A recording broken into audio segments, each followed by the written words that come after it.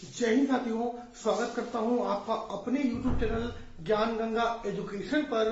और आज हम चर्चा करने वाले हैं संप्रेषण के बारे में, यानी कि कम्युनिकेशन के बारे में। तो आज का जो हमारा विषय वस्तु है वो है कम्युनिकेशन, संप्रेषण, जो हमारे जीवन का एक बहुत ही बेहतर, बहुत ही एक आवश्यक पहलू है, एक आवश्यक मुद्दा है कम्युनिकेशन। कम्युनिकेशन के बिना हमारा जीवन शायद सार्थक नहीं होगा, या हम आगे नहीं बढ़ पाएंगे, ना कुछ सीख पाएंगे, ना कुछ सिखा पाएंगे। अगर आज आप तक हमारी बातें पहुंच पा रही हैं तो इसका एकमात्र सीधे रास्ता है कम्युनिकेशन। ये कम्युनिकेशन ही एक ऐसा माध्यम है जिससे हम अपने विचारों को एक दूसरे तक पहुंचा सकते हैं, या यूं कहें कि विचारों का आदान प्रदान कर सकते हैं। तो आज हम चर्चा करने वाले हैं एक बेहतरीन टॉपिक कम्युनिकेशन के बारे में, संप्रेषण के बारे में, जो हमारे काफी कक्षाओं में पूछा जाता है, प्रतियोगिता परीक्षाओं में इसकी चर्चा की जाती है कि संप्रेषण क्या है, या संप्रेषण का आधार क्या होता है, संप्रेषण के मार्ग में आने वाली बाधाएं कौन सी हैं। ये सारी बातों पे चर्चा इस बिंदु में करूंगा, चाहे वो संप्रेषण की आवश्यकता हो हमारे जीवन में, या शिक्षण को प्रभावशाली बनाने के लिए संप्रेषण की उपयोगिता हो, या शिक्षण अधिगम प्रक्रिया में संप्रेषण की भूमिका हो। ये सारी बातों पर हम चर्चा करेंगे, तो बने रहिए हमारे वीडियो में आखिरी तक। तो शुरू करते हैं संप्रेषण यानी कम्युनिकेशन। संप्रेषण पर हमने लिखा है कि अर्थ के बारे में जाने, तो अर्थ हमने लिखा है कि संप्रेषण एक ऐसी प्रक्रिया है जिसके द्वारा व्यक्ति अपने सामान्य आवृत्तियों, इच्छाओं, आदर्शों एवं सूचनाओं का आदान प्रदान करता है। ये एक पुस्तकीय ज्ञान की बात करें तो एक पुस्तक के आधार पर हमने लिख दिया है, लेकिन वास्तविक रूप में बात करें तो बिल्कुल से मिलता जुलता स्वभाव या हमारा भी एक फीडबैक होगा कि हम अपने विचारों को आदान प्रदान करने के लिए जो माध्यम हमारा होता है उसको हम संप्रेषण कहते हैं। और संप्रेषण हमारे जीवन में बेहद उपयोगी है। बिना संप्रेषण के हम आगे नहीं बढ़ सकते। आपने देखा होगा कि मानव के साथ साथ अन्य जीव भी संप्रेषण करते हैं। आपने अक्सर चिड़िया को बोलते हुए देखा होगा, कौवे को काव काव करते हुए देखा होगा, या एक कुत्ते को दूसरे कुत्ते तक संकेत पहुंचाना होता है तो उनकी भी एक सांकेतिक भाषा होती है, उनका भी एक कम्युनिकेशन स्किल होता है। तो हमारे इस धरा पे जितने भी प्राणी है उनके पास कुछ ना कुछ कम्युनिकेशन स्किल है। आपने देखा होगा कि जब एक गाय का बछड़ा दूर चले जाता है तो गाय उसको संकेत देती है, कम्युनिकेशन कुछ अपनी भाषा बोलती है। वो भी उसकी कोई एक भाषा होगी, जैसे हम हिंदी भाषा बोल रहे हैं, उसकी भी कोई भाषा होगी। अपने बछड़े को इस तरह भी कुछ संकेत देती है, कुछ पुकार लगाती है। बछड़ा जहां कहीं भी होता है उसके संकेत को सुनकर वो भागते हुए आता है, वहां से फीडबैक देता है, भी इसी भाषा में जवाब देता है, हाँ मैं हूं यहाँ पे, वो भी मैं, ऐसे हो सकता है। तो हंसने की बात नहीं है। तो एक कम्युनिकेशन एक ऐसा पार्ट है जो हर जीव के लिए जरूरी है। एक दूसरे से मिलने के लिए, एक दूसरे के विचारों के आदान प्रदान करने के लिए ये बेहद बेहतर मुद्दा है संप्रेषण। तो हमने देखा कि विचारों के आदान प्रदान करने की प्रक्रिया को हम संप्रेषण कहते हैं। आइए ग्राफ में समझते हैं कि संप्रेषण की प्रक्रिया कैसे पूरी होती है। मैं सीधे ग्राफ पर आऊंगा। मैंने यहाँ रखा है वक्ता, यहाँ लिखा है वक्ता यानी स्पीकर, यानी हम मान लेते हैं टीचर। एक सपोज कर लेते हैं कि उदाहरण ले लेते हैं कि ये वक्ता है यानी बोलने वाला, तो जिसको हम शिक्षक मान लेते हैं। और यहाँ पे है श्रोता यानी सुनने वाला, कौन है ये? छात्र। शिक्षक और छात्र के बीच में अगर कोई संप्रेषण की प्रक्रिया हो रही है या कम्युनिकेशन हो रहा है तो कैसे होगा? तो ये बोलने वाला, ये सुनने वाला, बीच में एक माध्यम होता है। माध्यम वो हमारा भाषागत माध्यम हो सकता है, मैं भी हिंदी भाषा में बोल रहा हूँ तो बोलने का जो माध्यम है वो भाषा हो सकता है, लिखित हो सकता है, मौखिक हो सकता है, सांकेतिक हो सकता है, एक माध्यम होगा। हम वक्ता के द्वारा जो बातें बोली जाती है उसको हम एकोडिंग कहते हैं, और जो श्रोता सुनने वाला होता है उसको हम डिकोडिंग कहते हैं। वक्ता जो बात बोलता है उसको हम एकोडिंग कहेंगे, और सुनने वाला सुनता है, रिसीव करता है रिसीवर को, उसको हम डिकोडिंग कहेंगे। तो जो बोलने वाला एकोडिंग और रिसीवर डिकोडिंग।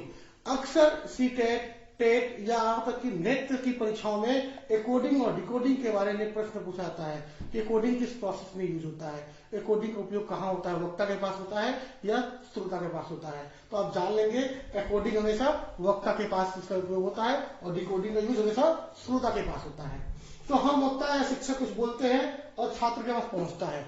शिक्षक ने बोला कि महात्मा गांधी हमारे राष्ट्रपिता हैं, छात्र ने सुना, और जब तक छात्र उसका फीडबैक नहीं देगा, यस सर हिला के, या हाँ सर मैं समझ गया, जी सर, यस सर, तब तक वो हमारा कम्युनिकेशन कंप्लीट नहीं होगा। यानी कि मैंने आपका हेलो फोन के साइड बोला, हेलो हेलो हेलो, पर सामने वाले की आवाज नहीं आ रही है तो वो कम्युनिकेशन कंप्लीट नहीं कहा जाएगा। जब तक सामने वाला फीडबैक नहीं देगा तब तक वो कम्युनिकेशन कंप्लीट नहीं माना जाएगा। इसीलिए फोन पे हम एक साइड से जब हेलो बोलते हैं तो दूसरे साइड से यस सर की आवाज आती है, हेलो की आवाज आती है। जब अगला हाँ बोलता है या कुछ फीडबैक देता है, कुछ जवाब देता है, तब जाके संप्रेषण प्रक्रिया संपन्न होती है। आइए जानते हैं कुछ परिभाषाओं के बारे में। तो मैरिहस महोदय का कहना है कि संप्रेषण है वो चिंतन, विचारों, तथ्यों तथा संवेगों के आपसी आदान प्रदान करने की प्रक्रिया है। अब बात थोड़ी सी और बढ़ के आ रही है, खुल के आ रही है कि संप्रेषण क्या है। हमारा चिंतन, जो हम सोचते हैं, जो चिंतन करते हैं, हमारे विचारों के आदान प्रदान, हमारे संवेगों, हम कई बार गुस्साते हैं। आपने देखा होगा टीचर्स जब बच्चों से पूछते हैं, बच्चे सही जवाब नहीं दे पाते हैं तो टीचर गुस्साते हैं, उनकी आंखें बड़ी हो जाती हैं। इस टाइप के संवेग ये भी कम्युनिकेशन का हिस्सा है। कई बार आपने देखा होगा कि घर में मेहमान आते हैं और बच्चे हमारे बहुत धमा चौकड़ी मचा रहे होते हैं, कोई बिस्किट छिटता है, कोई नमकीन, कोई चाय गिराता है, तो माँ क्या करती है उस समय, बच्चों को घूर देती है। बच्चे समझ जाते हैं चुपचाप शांति से बैठना है। कई बार क्लासरूम में जब बच्चे बदमाशी करते हैं, टीचर क्या करता है, उनको जोर से भरी निगाह से देख लेता है, घूर देता है। ये भी एक संवेगों का जो प्रदर्शन होता है तो भी एक कम्युनिकेशन ही कहलाता है। और सबका आपसी में लेन देन, विचार आदान प्रदान, ये सब संप्रेषण का हिस्सा है। एक दूसरी परिभाषा है ईजर डिलर्स की, उन्होंने कहा है कि विचारों एवं भावनाओं का पारस्परिकता की मनोवृत्ति में बांटना है। हम अपने विचार को जैसे भी एक दूसरे तक पहुंचाते हैं, अगला सुन रहा है, हमारी बातों का जवाब दे रहा है, ये सब कम्युनिकेशन का हिस्सा है। आप एक कल्पना करिए कि बिना कम्युनिकेशन के क्या हमारा जीवन संभव है। हम जीवन में जो कुछ भी सीखते हैं उसके पीछे कम्युनिकेशन होता है। आप सपोज करिए जो बच्चा बचपन से बहरा होगा उसको भी हम एक सांकेतिक कम्युनिकेशन से सिखाते हैं। आपने देखा होगा गूंगे बहरे लोग को ऐसे ऐसे करके समाचार में बोलते हैं, आपने देखा होगा। उनको नहीं पता पर उनको सांकेतिक संप्रेषण सिखाया जाता है। यानी कि देखिए संप्रेषण की कितनी उपयोगिता है हमारे जीवन में। या तो मौखिक हो, शाब्दिक हो, सांकेतिक हो, लिखित हो, किसी न किसी माध्यम से हम सब एक संप्रेषण से जुड़े हुए हैं। आप बचपन से कल्पना करिए, आपने पहली बार या आपके घर के किसी बच्चे ने पहली बार माँ कब बोला, जब माता पिता ने सिखाया बेटा माँ पा। जब हम किसी कम्युनिकेशन से बच्चों को सिखाते हैं, बच्चों को हम सिखाने के लिए एक भाषा का उपयोग करते हैं, बच्चा वही भाषा बोलता है। तो कम्युनिकेशन हमारे जीवन में बेहद जरूरी है। इसलिए संप्रेषण की आवश्यकता व्यक्ति के जीवन में हर कदम पे हर समय पड़ते ही रहती है। बिना संप्रेषण के हमारा जीवन टोटली व्यर्थ है। मैं बात करूं अन्य पशुओं की, जानवरों की, आपने बंदरों को देखा होगा एक दूसरे में कम्युनिकेट करते हैं। आपने कई बार पंछियों को देखा होगा, एक पंछी जब आती है तो बाकी साउंड करती है, बाकी सभी बच्चे उसके बात को सुन के अलर्ट हो जाते हैं। आपने कुत्ते को के कम्युनिकेशन को देखा होगा, आपने गाय भैंस के कम्युनिकेशन को देखा होगा। सबकी एक भाषा होती है। छोटे से छोटा जीव जंतु भी अपनी एक कम्युनिकेशन स्किल रखता है। इसलिए ये कम्युनिकेशन हमारे जीवन में बहुत ही जरूरी है। मैं चर्चा कर रहा था कि संप्रेषण की प्रक्रिया कैसे संपन्न होती है। एक बार फिर से चर्चा कर लूं। एक वक्ता होता है, एक श्रोता होता है। अगर आपको परीक्षा में पूछता है कि संप्रेषण की प्रक्रिया को समझाइए तो ये डायग्राम आप जरूर बनाएं। लेफ्ट साइड वक्ता, फिर श्रोता, बीच में कर लीजिए माध्यम। वक्ता जो कहेगा उसको एकोडिंग कहेंगे और श्रोता जो सुनेगा उसको हम डिकोडिंग कहेंगे।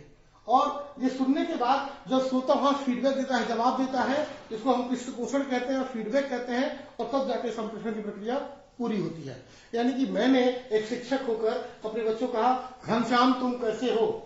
माध्यम क्या था हमारा, भाषा का माध्यम था, फोन के माध्यम से था। मैंने कोडिंग किया, उसने डिकोडिंग किया। यानी हमारी बात को समझना, कोडिंग डिकोडिंग।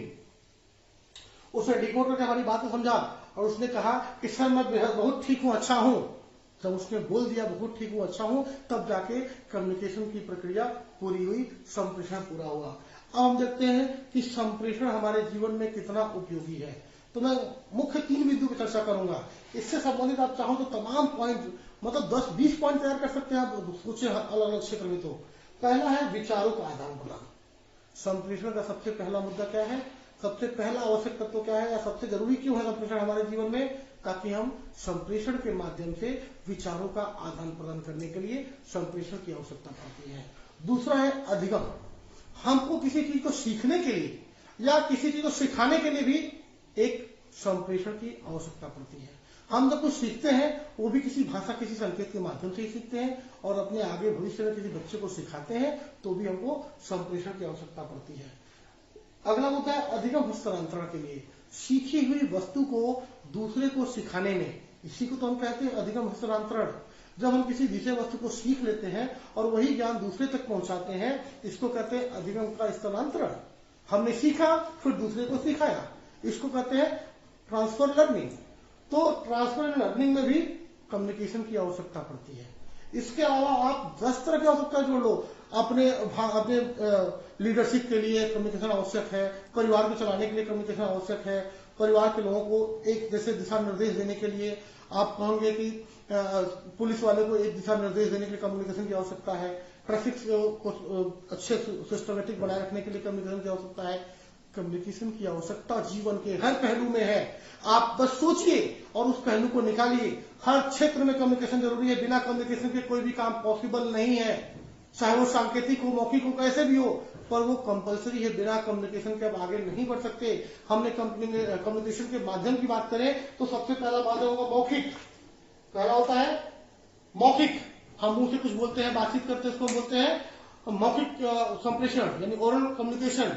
दूसरा होता है लिखित राइटिंग कम्युनिकेशन, रिटन कम्युनिकेशन, जिसको हम बोलते हैं लिखित संप्रेषण। हम मौखिक की अंतर्गत बात करें तो मुंह से एक दूसरे की दुख सुख को बांट लेते हैं। जब कई दिन बाद मिलते हैं तो हम एक दूसरे का हालचाल पूछते हैं, जानने की कोशिश करते हैं, तो बातों बातों में ही एक दूसरे का सुख दुख आदान प्रदान कर लेते हैं। इसको हम कहते हैं मौखिक संप्रेषण। दूसरा है लिखित संप्रेषण। याद करिए वो पुराने दिन, आपके माता पिता से पूछे, दादा बुजुर्गों से पूछे, उस समय जब फोन का जमाना नहीं था, उस समय लोग क्या करते थे, अधिकांशतः लिखित संप्रेषण करते थे। अंतरदेशी चिट्ठी लिफाफा में अपने हालचाल समाचार को लिख के स्पीड पोस्ट या पोस्ट करते थे, या डाक के माध्यम से, रजिस्टर डाक के माध्यम से भेज देते थे, और अपने पिता के पास चिट्ठी लिख के भेज दिए, मुझे फीस के इतने पैसे चाहिए, पिताजी ने फीस भेज दी। तो पहले का जो कम्युनिकेशन सिस्टम था वो अधिकांशतः लिखित पर आधारित था। हम जो सामान्य जनमानस है ये अधिकांश मौखिक कम्युनिकेशन का यूज करता है। आज के जीवन में अधिकांश यूज मौखिक संप्रेषण का ही हो रहा है। छोटी छोटी बात होती है, फोन लगाए बोल दिया, हाँ ये काम करना है, हेलो ये चाहिए, हेलो ऐसे है, हेलो मुझे ये चाहिए। 10 तरह की बातें हम मौखिक कम्युनिकेशन से पूरा कर लेते हैं। कई बार अगला फोन नहीं उठाता, हम क्या करते हैं, लिखित कम्युनिकेशन मतलब रिटन कम्युनिकेशन करते हैं या लिखित संप्रेषण करते हैं। इसके अलावा कई जगह जहां हम बोल नहीं पाते, लिख नहीं पाते, वहां पे हम सांकेतिक कम्युनिकेशन करते हैं, सिंबॉलिक कम्युनिकेशन करते हैं, जिसको हम सांकेतिक संप्रेषण कहते हैं। जैसे मैंने कहा कि अगर आपको कुछ चीजें अच्छी नहीं लग रही हो, अपने बच्चों को डांटना है पर आप बोलना नहीं चाह पा रहे हैं, उस दौरान वहां पे संकेत दे देते हैं। कोई चीज आपसे पूछ रहा है, आप कहीं व्यस्त हैं, आपका दिमाग कहीं व्यस्त, आप सही हिला देते हैं, संकेत देते हैं, हाँ या ना कर देते हैं। एक स्पर्श संकेत, स्पर्श कम्युनिकेशन होता है, जिसको हम स्पर्श संप्रेषण कहते हैं। इसका अच्छा एग्जांपल मैं बताऊं तो यदि आप पति पत्नी बाजार गए हुए हैं और पति किसी भिखारी को 100 रुपए के नोट दे रहा है, तो पत्नी पीछे चीटी काट देगी, नहीं तो समझ जाएगा 100 रुपए नहीं देना है, अधिक दे रहा हूं। या आपने और भी देखा होगा, अगर आपका साथी या मित्र कोई भी गलत काम कर रहा है तो हम चीटी काट देते हैं, वो समझ आता है कुछ तो संकेत है। इसको स्पर्श संप्रेषण कहेंगे। तो संप्रेषण के कुल 4 हिस्से हो गए, मौखिक, लिखित, सांकेतिक और स्पर्श। इन चारों माध्यमों से हम संप्रेषण कर सकते हैं। ये बेहद आसान प्रक्रिया है, बिना इसके हमारा जीवन सार्थक नहीं होगा। इसके अलावा और भी आगे है संप्रेषण के मार्ग में आने वाली बाधाएं। संप्रेषण के मार्ग में क्या क्या बाधाएं हैं, आप कमेंट बॉक्स में जरूर लिख के बताएगा, मैं थोड़ी चर्चा भी करूं इसके बारे में। जैसे शोरगुल, अगर हम आपस में 2 लोग बात कर रहे हैं, बीच में कोई शोरगुल आ रहा है, तो वो क्या होगा, संप्रेषण के लिए बहुत बड़ा बैरियर होगा, एक बाधा होगी। दूसरा वातावरण, अगर हमारा वातावरण ठीक ठाक नहीं है, बीच में शोरगुल नहीं हो रहा है, किसी वन साइड हो रहा है, तो भी खराब हो सकता है। तीसरा माध्यम, हम अंग्रेजी भाषा में बोल रहे हैं सामने वाले को, और सामने वाले को अंग्रेजी भाषा समझ नहीं आती। हम बोल रहे हैं यस यस यस बोल रहे हैं पर समझ नहीं पा रहा है, वो भी एक बैरियर है, एक बाधा है कम्युनिकेशन के माध्यम से। ऐसी तमाम तरह की बाधाएं हैं। अगर आपके मन में आए तो कमेंट बॉक्स में जरूर लिखें, ताकि मैं भी जानूं कि आपके दिमाग में संप्रेषण के प्रति किन किन बातों की जानकारी हो गई है। और इसके अलावा अन्य अगर कोई डिस्कस करना चाहते हैं तो आप मुझे कमेंट कर सकते हैं। तब तक के लिए बने रहिए हमारे चैनल पे। फिर मिलूंगा अगले वीडियो में, इसी के पार्ट 2 में जो कुछ हिस्सा से छूट जाएगा उसको हम चर्चा करेंगे। मिलता हूं अगले वीडियो में। जय हिंद।